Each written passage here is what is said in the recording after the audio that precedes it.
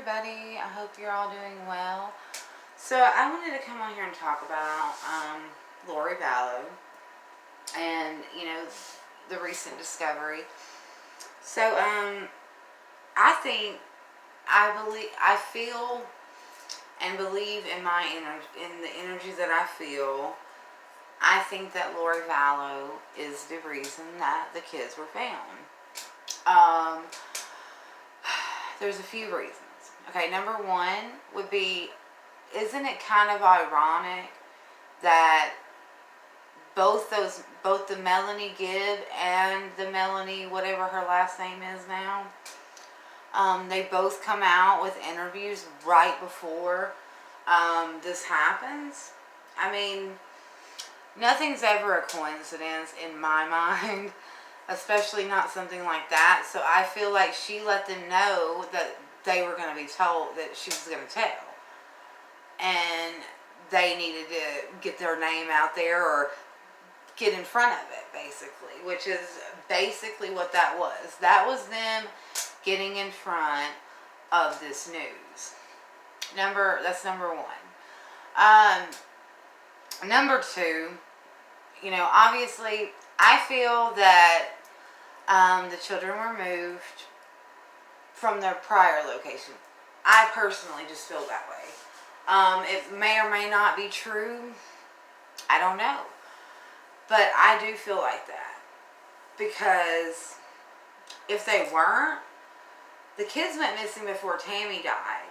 So if they weren't moved, how exactly did they get there? So did Tammy know about it? Is the question.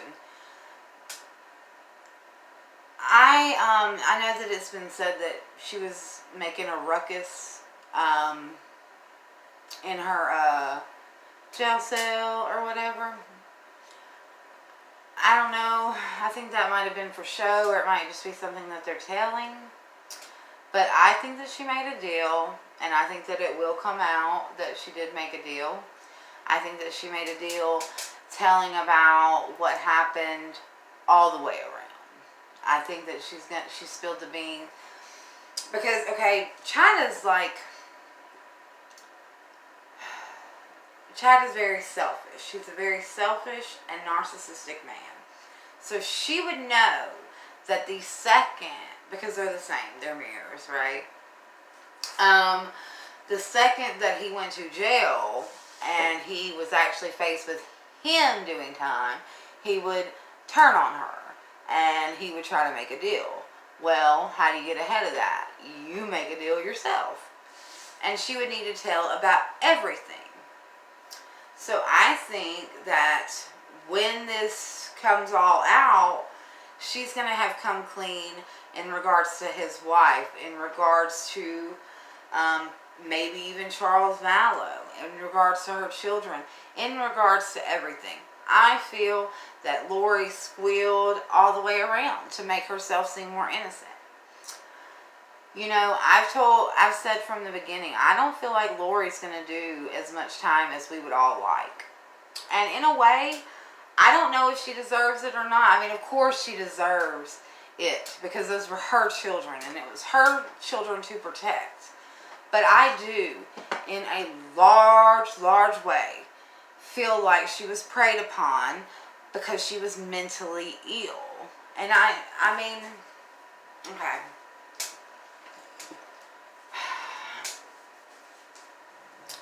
I feel like she was mentally ill. And I feel like it was known that she was mentally ill. I feel like these people, yes, I'm including Julie Rowe in with Chad Daybell, because Julie Rowe is who he learned it from. They prey on the mentally ill or the faithless. People in crises. A midlife crisis would be a big one. They prey on these people. And that is wrong. Lori is culpable for every decision that she made, but she was mentally ill, and she only became even more mentally ill after this. And it was clouded judgment. She is evil in her own right, and she deserves whatever she gets. Because those 2 babies were her responsibility.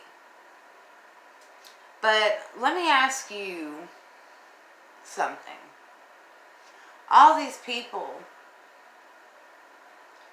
who saw Lori declining, her mental health declining,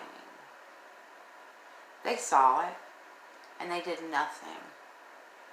Okay? You can't come out after something happens and talk about how you've seen someone decline. Oh, I knew something was going on, you know, she was acting real funny. Well, why weren't you a real friend then? Why didn't you find out what was going on with your friend? Why is it that we are bystanders that notice so much but do nothing to really help our friends? We'd rather watch the train wreck than prevent it from happening. A lot of people. I'm not calling everybody. I'm not saying this is everybody's fault. But what I am saying is every person who's like, oh, I seen it happen, wants to come out now and talk about how they seen Chad losing his grip, or they seen Lori losing her grip. Like, no. You don't need to come out now. You should have came out when your friend was showing those signs.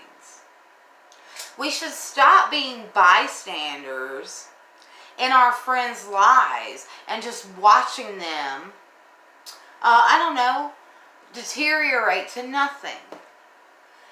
We should be active in our friends' lives if we love them. And if you don't love them enough to be active enough to say something when you see something, then don't even be in their lives.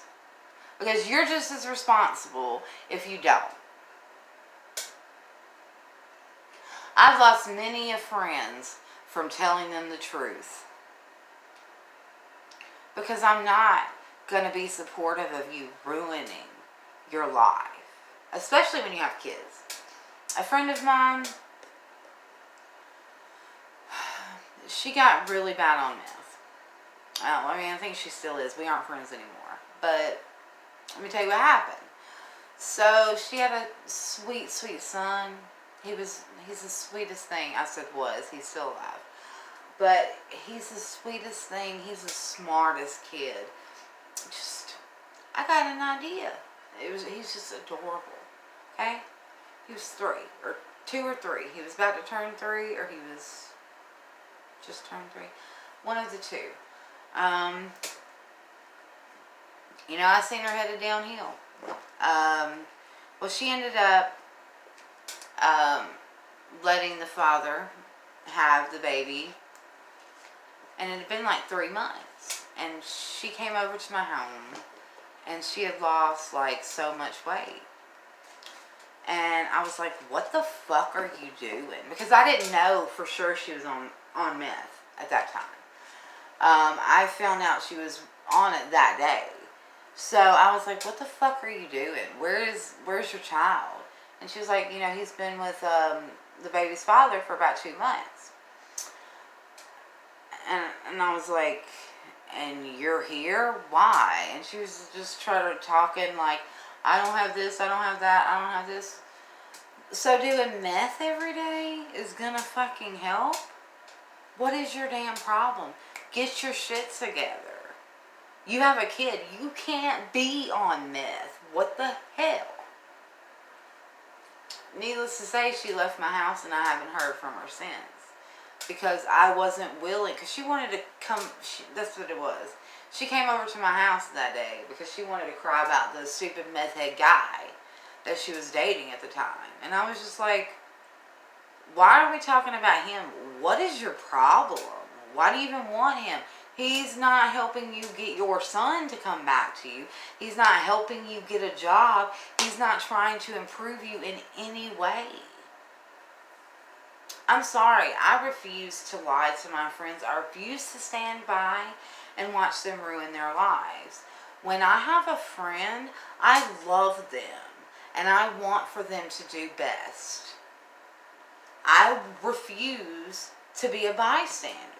And even if that means them not being my friend anymore, I'm going to tell them like it is. And that's just the end of that. Like, I'm just not that friend. I love everybody, and I don't ever want to hurt anybody's feelings, ever. But fuck your feelings if it has to do with you killing yourself or you having your child who loves you so much. If you're ruining your life, or if you are messing up your health, I'm going to tell you.